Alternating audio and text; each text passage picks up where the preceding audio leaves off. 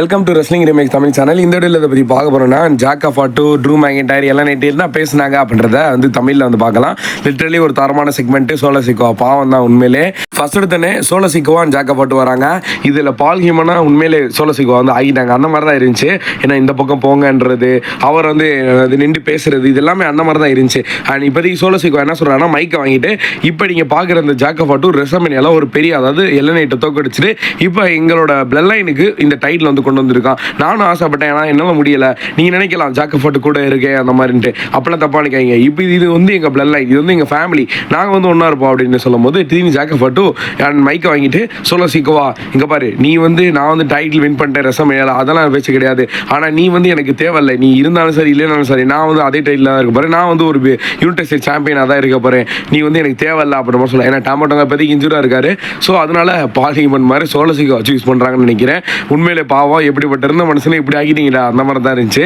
அப்படி இருந்தாலும் jack of Fatu இப்போதைக்கு அவரோட லாங்குவேஜில் ஒரு சில வார்த்தைகள் பேசுறது எனக்கு சத்தியமாக புரியலைங்க.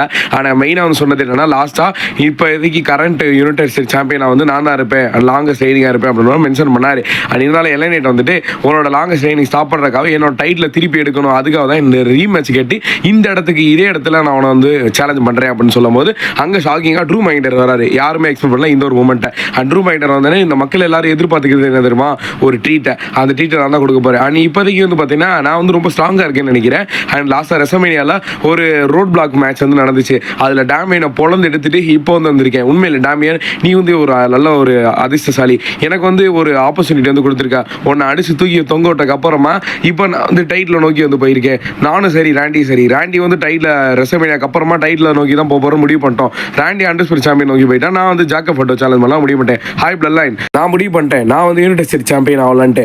அண்ட் ஜாக் ஆஃப் ஆட்டு இப்போதைக்கு நான் உன்னை சேலஞ்ச் பண்ணுறேன், நான் யுனைடெட் ஸ்டேட்ஸ் சாம்பியனுக்காக அப்படின்னு இப்போதைக்கு ட்ரூ மேக்கின்டையர் சொல்கிறாரு. அங்கே எல்லாம் நீ வந்தோடனே உனக்கு சாம்பியன் வாய்ப்பு கொடுத்துருவாங்க. இவ்வளோ நின்று நான் ரீமேட்ச் கேட்டுக்கிட்டு, நீ உன்னோட ஆப்பர்ச்சுனிட்டி, நீ ராண்டி அவன்கிட்ட போய் பேசல, அந்த வாரத்தில் இங்கே வச்சுக்கோ, இந்த யுனைடெட் ஸ்டேட்ஸ் சாம்பியன் என்னோடது அப்படின்னு பேசியோ. நிக்காலிஸ் வந்துடுறாரு. நிக்காலிஸ் வந்தோடனே இப்போதைக்கு இந்த மக்கள் இந்த மேட்ச் தான் எதிர்பார்க்குறாங்க. அண்ட் ட்ரூ மேக்கின்டையர் வர்சஸ் எல்என்ஐட்டுக்கான மேட்ச். அதில் யார் வின் பண்ணுறாங்களோ அவங்க தான் ஜாக் ஆஃப் ஆட்டு கூட ஒன் கண்டென்ட்லாம் தேர்ந்தெடுக்கப்படுவாங்க அப்படின்ற மாதிரி மேட்சையும் புக் பண்ணிட்டு போயிட்டாரு. வெயிட் பண்ணி பார்ப்போம் என்னென்ன சம்பவங்கள் நடக்க போகுதுன்ட்டு. தேங்க்யூ.